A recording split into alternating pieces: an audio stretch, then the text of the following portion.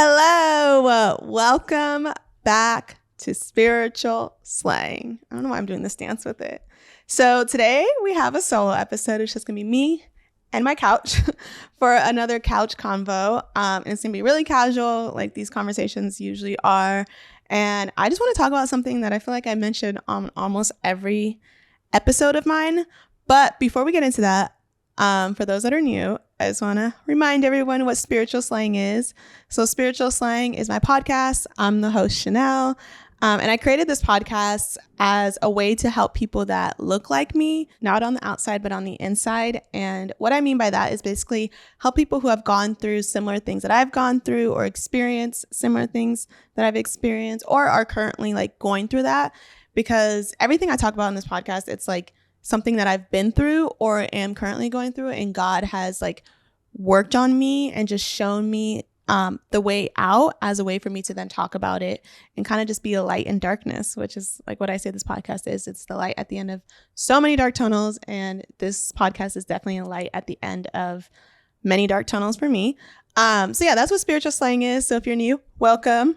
If you're not new, welcome back. Today's conversation it's not gonna really be on therapy, but I do want to talk about it a bit because I mention it in every podcast, and what I'm gonna talk about later after that is basically like the things that I've learned in therapy, like a few of the things, just because I know it can be helpful. And when I started therapy, I was like, wow, I would write notes after every session, and I'd be like, I need to share this with people because I'm getting like healed real time and like real understanding into myself and like insights into like why I think a certain way or speak a certain way or have gone like linking so many things. And I was like, people need to hear this. So therapy, first and foremost, it was one of those things that for so long I didn't like think I really needed it. I knew that I had like my issues, of course, like everyone does, but I always was just like, I just need God and that's it. Like I don't really need to go to therapy. Like it's gonna be me and God working it out. And then for a few years it was that like I was able to, God was convicting me of things, or he was showing me things about myself, or like breaking things off of me or undoing things in me. And I was getting like so much healing, and I was getting some like growing so much and becoming like who God had said that I was always meant to be. But at the end, actually not at the end, I think last year, I forgot which month, but last year I remember feeling like God was saying to me, like, you've gone so far by yourself already with just you and I, like for your next level of growth and your next level of healing, like you need to be in therapy. And I was like, oh, like I don't really want to pay for therapy, but also, I mean, I know there's ways like you can do therapy without paying and stuff, but I also didn't want to go through the process of looking for a therapist because I remember so many people would say it's like dating. It's like testing out so many different like therapists to see like which ones you vibe with or which ones feel right and you feel safe with and all those things. And I was just like, I don't want to go through that process, but I kept feeling like God was like, you need to get in therapy. You need to get in therapy. And then there was moments I was having that I was struggling with where I was like, God would be like, yeah, that's why you need to go in therapy so that you can talk about those things and kind of put like words to the thoughts you're having or words to the struggles you're having. So that's when I started therapy and why I started therapy. And thankfully I had a friend who recommended my therapist to me, and it ended up working out. And yeah, so I started, like I said, because I could only go so far by myself and God. And now it was time to incorporate someone else. And once I did that, it was like mind blowing. Like to this day, I mean, of course, to this day, but like still I learned so much in therapy that everything that I do that I feel like is overthinking or when I'm getting in bad mindsets or anything like that, like I've trained myself to kind of like dissect that and analyze every thought and analyze not like every thought, like I'm just like, I want food. What does that mean? But like anything that I feel like is affecting me negatively, I've learned to analyze it and kind of put words to it and communicate it. And that's also what I learned in therapy is like how to communicate. Because one thing about therapy is like you unless you're willing to talk, like nothing's going to happen because your therapist isn't going to talk about anything. So it's like you'll just be on a call or in person or whatever, silent. And so therapy really taught me how to communicate my feelings, which then helped me communicate my feelings in like relationships and friendships. And yeah, so like above like just like the mental health growth and personal growth, it helped me to communicate. So yeah, that is like my whole background with therapy. But I want to kind of talk about just a few things that I learned that I was like, I need to share this. And I just pulled a few things because maybe I'll do another episode where I talk about some more things that I've learned. But the first thing, it's not always about me. And that was something that like, it helped me in so many different formats and ways, but it also was tracking back to like my history and like how I grew up and things like that. And it's such a simple phrase, but it means so much and it's so deep because like, I don't think I realized that I thought everything was about me because it's not something you say out loud or you're like, I feel like everything's about me or whatever, but it's more of like a subconscious feeling.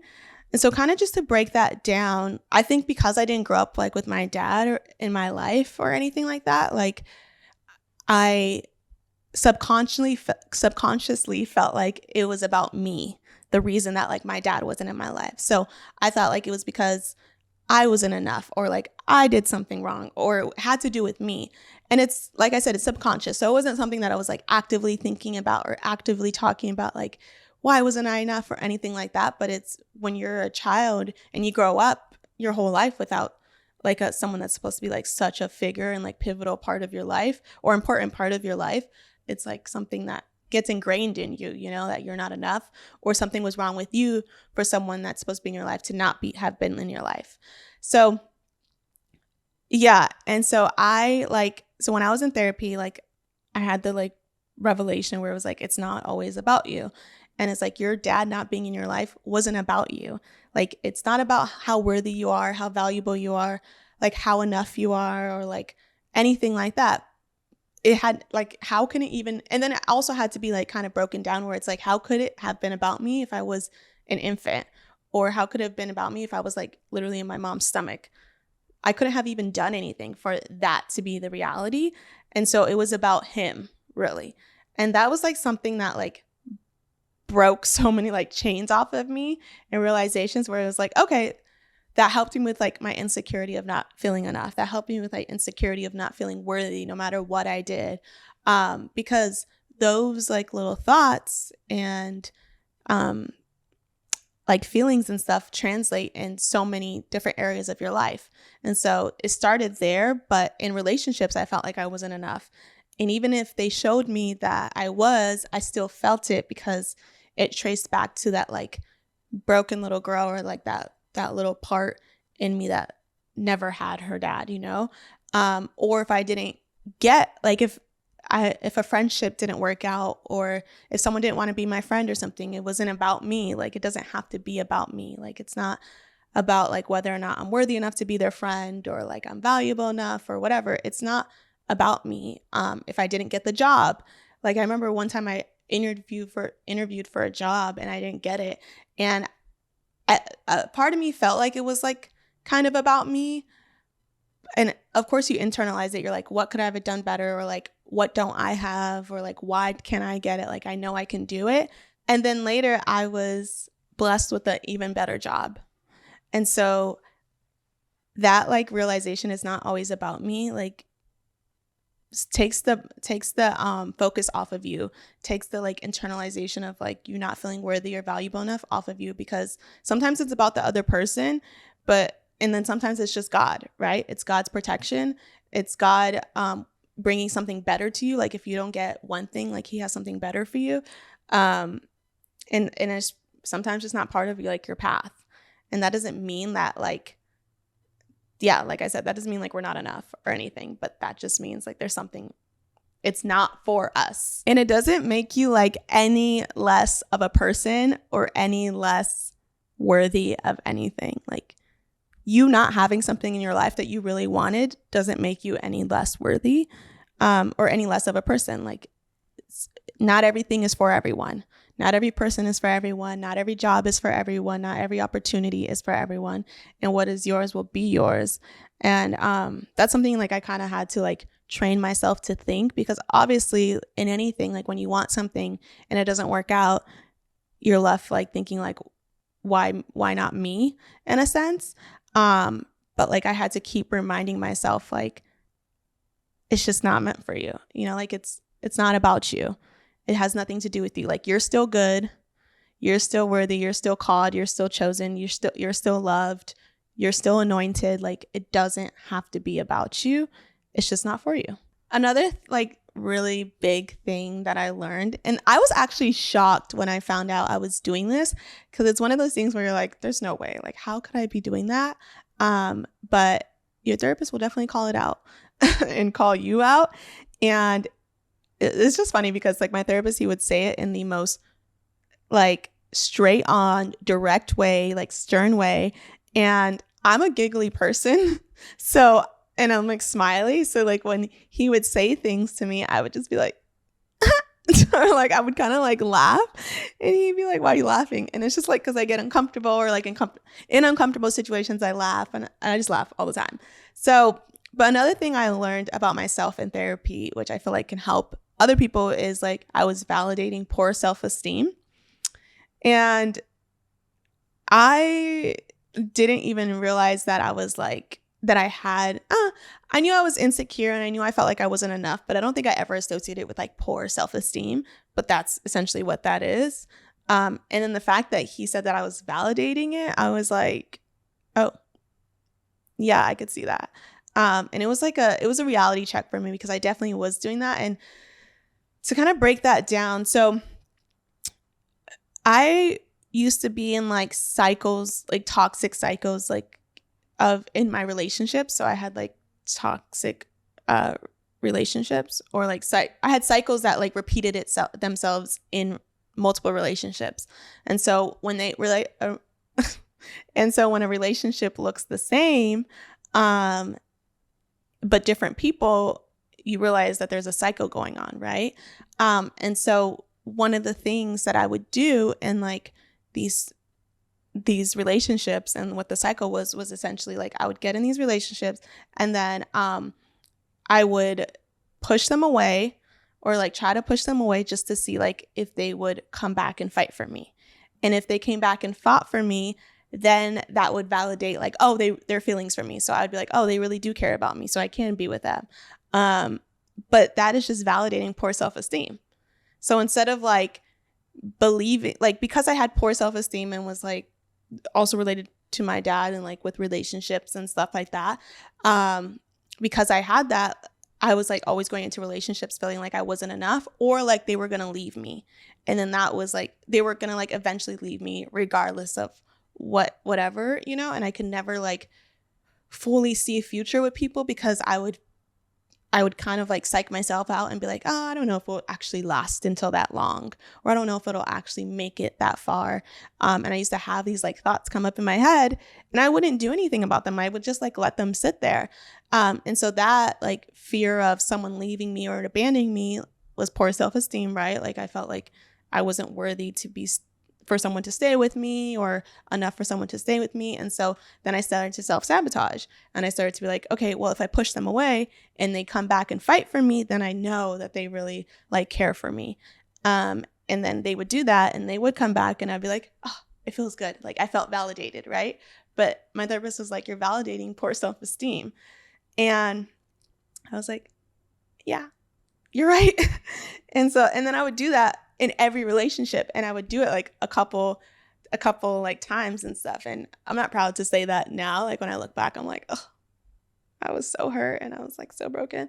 I probably seemed kind of crazy, but I was just hurt, you know, and I was broken, and I was insecure, and I was like, I had poor self-esteem. And so even though I was getting into relationships, like I didn't know how to be in them, and I didn't know how to accept them or accept the love that they were offering, because essentially it was all rooted back to the fact that like the original man in my life walked away. And so it was like I kind of saw like every person that I was in a relationship with, I kind of put them in that person's shoes, and not where I like thought they were my dad or anything, but more so in the sense of, okay, well, here's a man who claims they love me, but the original man who was supposed to love me walked away. So if I am in this relationship with this man who claims they love me, and I push them away and they come back, then I'll really know that they really liked me, that they really care for me. And that cycle repeated, as I said, in like so many different relationships with different people, but just they all look the same. And it was because every time I would just kind of point to them and be like, well, they just gave up or whatever. I know I pushed them away, so I don't really care. But I wasn't ever getting to the root of it. And I think even when I got into new relationships, I think I was kind of like hopeful that it would turn out differently, or it was like, okay, it's a different person, it's a new season, it's a, like whatever, like it's not going to look the same. But every time it would resort back to the same thing, because that's the thing about cycles. Like if you don't get to the root of them or face them and like realize that you might be the common denominator or you might be the one that's causing the cycle, then it'll repeat itself in every situation you get in every relationship you get in. Like if the cycle is in work or whatever, it'll repeat itself in every job that you get as well, because it's a cycle. Like it's a cycle that you started. It's a cycle that you're doing. And if you don't do the work to like figure that out, even if it is your fault and it's uncomfortable to like be like, oh, I'm causing all this trouble or whatever, like it's just going to repeat itself. It will never go away. And so then when I got into therapy and I was kind of like expressing, like I was talking to him about relationships and how they looked and everything like that, he was like, yeah, you're validating poor self-esteem. And I was like, you're right. And so that helped me too, because like also in just other areas of my life, instead of allowing myself to feel like insecure or not enough or just have poor self-esteem and be like, well, like if they like show up in this way, then I'll feel better. It's like, no, you're enough regardless of how they show up.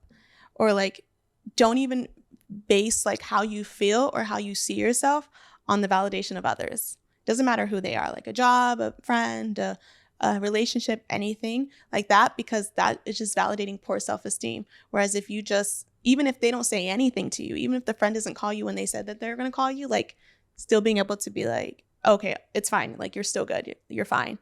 You don't have to. And I feel like that's such a small example, but like when you have poor self-esteem and you're questioning your worth in every friendship, relationship, like even small things like that, like do something to your mind.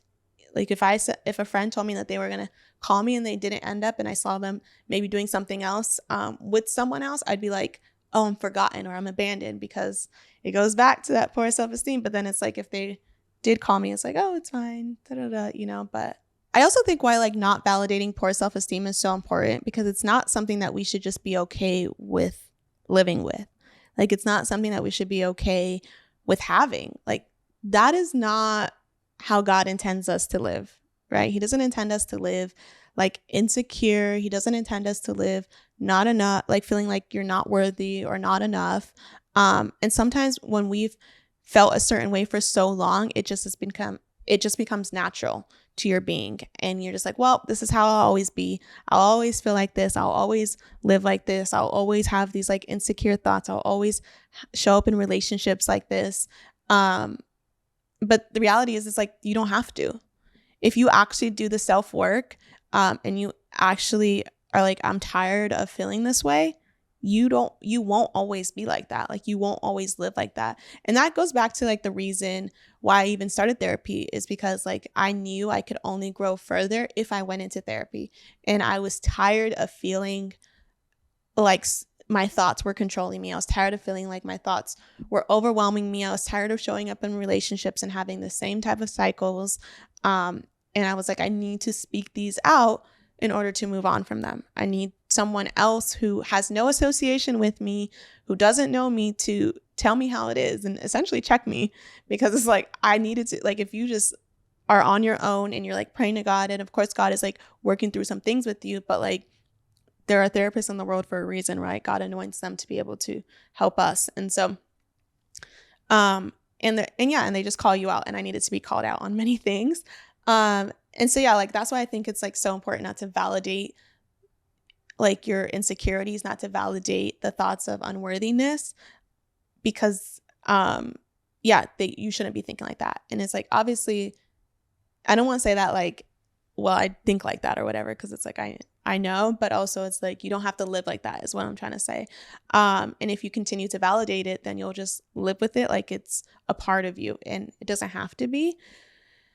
And so one of the ways I kind of like moved on from that, or like was able to, or like a couple of the ways that like I was able to kind of like help myself get over that, was by just like recognizing my habits, recognizing when I was doing it, and yeah, recognizing my ways. And when I would recognize them, like kind of calling myself out on them, because obviously you're not going to have a therapist always with you to be able to be like, I'm doing this or whatever, but to know what my habits, and then recognize them when I got into relationships, or recognize them when I got into certain spaces or whatever, so that I could then kind of just be like, okay, this is what I'm doing. It feels like I'm falling back into the same rabbit hole of thinking or feeling, and or I'm getting scared, so I'm feeling like I want to self-sabotage. And so recognizing that, and then like kind of like writing it out, like journaling, or just sometimes I'll just like pray to God. I'm like, God, I need you to get me out of this headspace. Like I need you to help, because I'm like sinking. Or just like giving yourself time without like actually doing, because I feel like a lot of things, just to kind of like explain it. So I feel like a lot of things kind of like start in your head or start in a feeling, and then they result in an action, right? And so instead of jumping to the action of, okay, now I'm feeling like insecure, now I'm feeling kind of scared, so I kind of want to self-sabotage this relationship I'm in. And so now I'm going to be like pushing them away, and now I'm going to like put it into action. But instead of doing that, like taking the time to kind of process what you're going through, recognize it, and just give yourself a moment, because it'll pass. So sometimes I can be really reactive instead of thinking on it. And the moment I feel something, I'm like, okay, I need to do something about it. Like I just need to do it. I just need to like get it out. And then every time I do that in the past, I've always regretted it, because I'm like, oh, I don't actually feel like that, or I didn't want to actually do that. But because my own insecurities got the best of me, and my own insecurities got the best of me, like I just reacted. And even though it's hard now, because sometimes I still can like react a little bit, the main thing I try to tell myself every time it happens is like, just wait, like give it a day, give it a few hours, take a nap, like just chill for a second, like calm yourself down, like I try to talk myself off the ledge, instead of just like jumping for it, because I know every time that I take the time to just like process it, or just be alone, or just to chill, or allow God to come into the space, allow God to speak to me, then I make more sound decisions, and I make healthier decisions instead of just like reacting. So that's one of the ways that I've like improved in moments like that. But I'm still learning. Like when you've done things for so long, and you have the deep rooted insecurity of like abandonment, or just feeling not enough, like there are moments where they're going to get triggered. Even at your like most wholest version, you can still get triggered. Even at your healthiest version than you've ever been in your life, like it can still get triggered if you get in certain situations, if you get in certain relationships. And that doesn't mean like the job is bad, or the person is bad, or anything like that. But it's like that, like, there's a specific phrase I'm looking for, but it's like, but yeah, that just like way of thinking pops up again whenever you get in moments. So yeah, like that's one way that I've kind of like learned to get better at that, and like have grown. Another thing I've done to kind of like help me in moments where I feel like I want to validate my poor self-esteem, and I want to seek validation from someone or something, is I've spoken out about it. And so like in relationships, I've been vocal about how I feel, or like what's going on in my head more so that it gives context to like the other person about like what I'm going through, and like what the possibilities are from here if I don't like kind of get my mind right, essentially.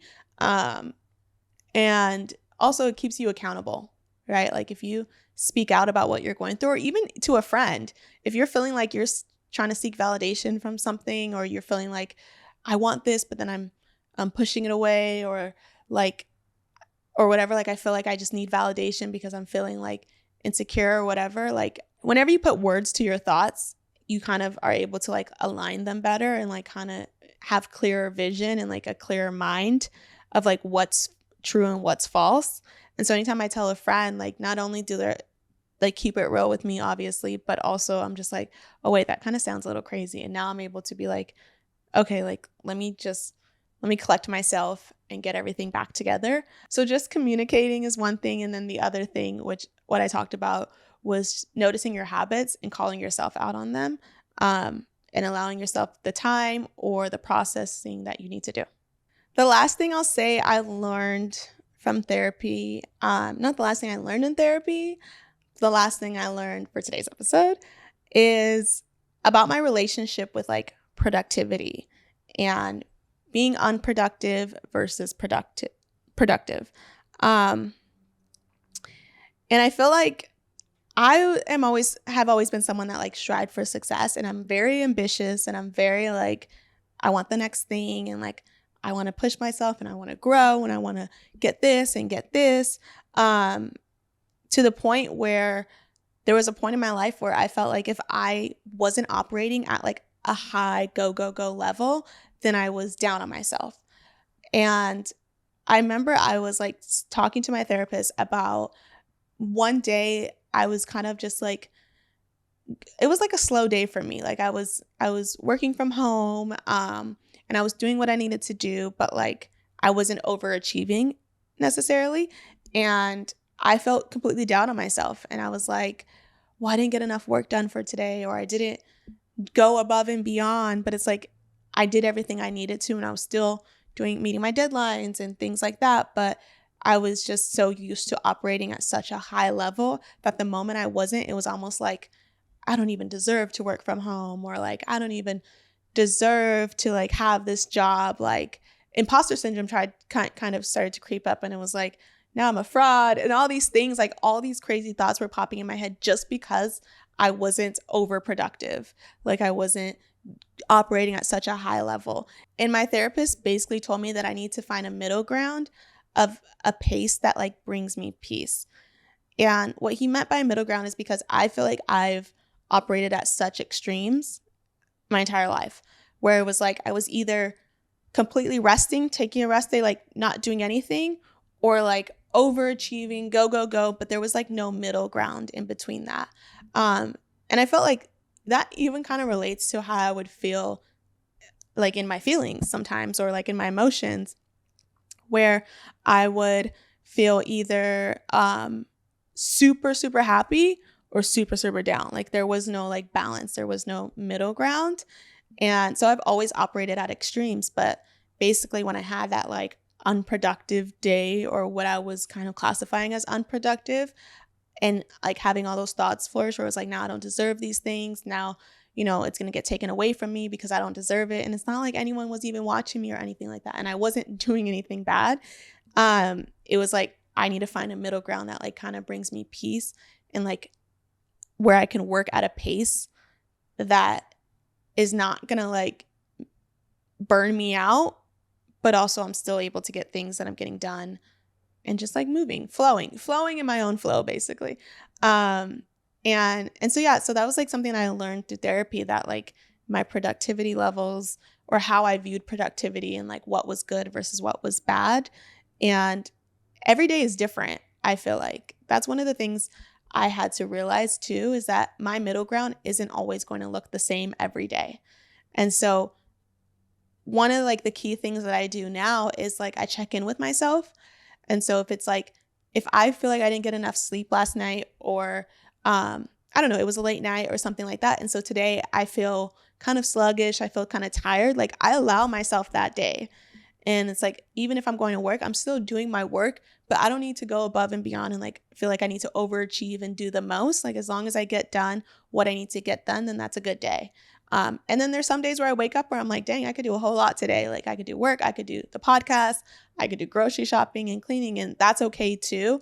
But also realizing that like, even if you have plans for like tomorrow, and then and you wake up that day and it doesn't feel right, like you just feel tired or kind of slow, or it's like one of your lower days, like realizing like those kind of can be shifted too.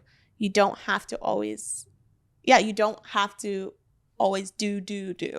You can just be. I've said that before. Like, my friend actually told me this, who will be on the podcast soon one day. But she told me this, which I've mentioned before. And she was talking about what her therapist told her, which was basically like, you need to spend more time being and less time doing. And we related on that point so much because we're both people, which we'll talk more about, but we're both overachievers. And so we would just find value and validation and worth in what we could do and how much we could do versus, we would find value and worth in what we could do and how much we could do. And so that kind of relates to the whole point of the moment that I felt like I was kind of like slow and I wasn't being as overachieving as I know I can be. I felt like I lost value, which then leaned into that idea of like, I'm not worthy enough for this job, or like this job is going to get taken from me, or whatever, like all those crazy thoughts that start to pop up as soon as you start to think like, I don't have value or I don't have worth. So yeah, your work is like, my value, my worth is, this is what I realized too, is my value, my worth is not tied to what I can do or the work I can do or anything like that. It's tied to who I am and who I am in the spaces that God brings me to and the gift that I am to this world, and not actually what I could produce like in my hands or on paper or whatever. Like that is nothing. Like that has nothing to do with my value. Like it's great and it's like gifts and stuff that God gives us, but it's not who we are, you know? So yeah. And then there are many other things that I've learned that I want to talk about on other episodes. Also, like when I have people on, like I'm cautious to not say too much on this episode because I want to bring up other things with other people. But there are a lot of things that I've learned in therapy that I think makes therapy so valuable. And I've become like the biggest advocate for it now, just because it's so crucial when you know that you're struggling. And struggling could be like those thoughts of unproductivity. Struggling could be like, I'm like in the cycle of like different relationships that all look the same. And I think I have a problem or whatever. Like it can look in so many ways. And I think it's just great for self-growth. Like it's good to know how you operate, how you think, how you move, why you do those things. And how like your past or the way you grew up might have affected that. So yeah, like a couple random things I'll say is like, I learned to like also write down my accomplishments so that on days where I feel low or I feel down, like I can go back to those accomplishments and be like, oh, but I did do things and I have done things and I'm not like nothing because I didn't do anything today. Like I've done so much, you know? And so writing down even like the little wins so that you can go back to them and just remember them. So I'll also share like just a couple random things that I learned from therapy because I'm going to pull out my phone because I once did a TikTok I did this TikTok not that long ago, I guess, where I just like kind of wrote like random things on a screen that I learned from therapy. And so I want to read some of them. And so one of them was the one I just mentioned, which was write down your accomplishments and then go back to them in moments where you need them. Like when you're feeling down, when you're feeling like I've never done it, like I don't do anything, like I'm worthless, all those things, because those thoughts do creep up. But another thing I wrote was nothing can come in my mind without my permission. And so like if thoughts are coming in my mind and they don't represent who God says I am, or they don't represent who I know I am, or they're not like loving thoughts, they don't have the right to come in my mind without my permission. With that said, though, there's so many times where we can give them permission to come in our minds, but like it kind of like when you say it like that and you visualize it, it gives you like this view of like authority. Like you have authority over your mind, you know, and you have authority over what comes in your mind and the thoughts that can penetrate your mind. And so yeah, when I view it like that, it's like, oh, like let me stand up to that thought and be like, no, like you don't have the right to tell me that I'm not enough because I know I am. So that was another thing I wrote on there. Oh, this kind of goes back to like the validation thing, which is say no to the thoughts that seek validation. And that is a way to, actually, that's another way to like help with validating poor self-esteem is saying no to the thoughts that try to seek validation. And so it's like, I mean, this is like kind of like an obvious one, but I'll say, if like a thought pops up in your head and it's like, oh, I want to post this picture because I need someone to like respond to my story, or I need someone to view my story, or like send me hard eyes or whatever, like that's a thought that seeks validation. And so it's like saying no to that and be like, no, I don't need that. You know, if you post something that, you know, someone that you want to like validate you or whatever is going to respond to, even if it's like a certain type of dog that, you know, both of that they love and you know they love. And so it's like, if I post this, they're probably going to respond or whatever. Like that's a thought that seeks validation. And so it's like saying no to doing stuff like that so that you're like becoming stronger in the area of like confidence and not needing someone else to validate you. And so it's like, I've done that before where I've like posted something random. It wasn't like, it didn't even have to be me. Like it was something random that I knew like the other person would probably respond to. And just to get like that validation. But then there's moments where I've wanted to do that and I said no to it. And I was like, I'm just not going to do it. Or I done it and like deleted it right away. And after that, I felt like I got stronger in like just being okay with not getting like someone else's like approval or validation, or like needing someone else's love, you know, or like attention essentially. Okay. And then let's see if there's any others. Oh, this is a really good one. And I'll end on this one because this is great. Find joy in the ordinary. Finding joy in the ordinary. Like, you don't always have to have something really big going on in your life to have joy, right? Or to feel like happy or whatever. And I think for a while I was like that, where I was like, that kind of goes back to the extremes. Like I was either like, there was so much going on in my life where it was like, I was super happy and excited, blah, blah, blah. And then there was moments where I was just like low, and feeling blah. But it's like finding joy in even those blah moments, the ordinary, you know, like going of the motions of life, or having just like a chill day by yourself, or like not having to be with friends or people, or being single, like finding joy in the ordinary to help you like live like a more balanced life. So that is a wrap on this casual couch conversation. Thanks for joining me in my apartment. So I hope this helped you in any way, shape, or form. And they're just like reminders that you're like not alone, that other people are going through the same things that you're going through, and you don't have to deal with things alone, because, you know, we're all going through it. And so I hope it also inspires you to like speak out about like what you're going through. Even if it's just like with your friends or anything, like speaking out and being and communicating your feelings and your thoughts can help you so much more than you actually think. Because what the enemy wants to do is keep you in your mind, keep you isolated, keeping you believing that you're the only one going through something. And so if he can do that, then he can kind of like destroy your mind and like make you believe all sorts of lies about yourself, about what people think about you, about what your purpose is, just about your life. But the moment you speak out and you talk to someone about it, that's the moment where he loses his power, because now there's someone there to tell you like, oh, you're talking crazy, or that's not true, or there's more to you than that. And so, yeah, I hope this inspires you to speak out and talk about anything that you're going through, or anything that you're thinking, or anything that's holding you down. And I'll end this episode the way I end every episode, with 3 key callouts. So the first one is find joy in the ordinary. Find joy in the ordinary. The second one is you don't need anyone to tell you you're good enough for you to be good enough. And the third one is stay prayed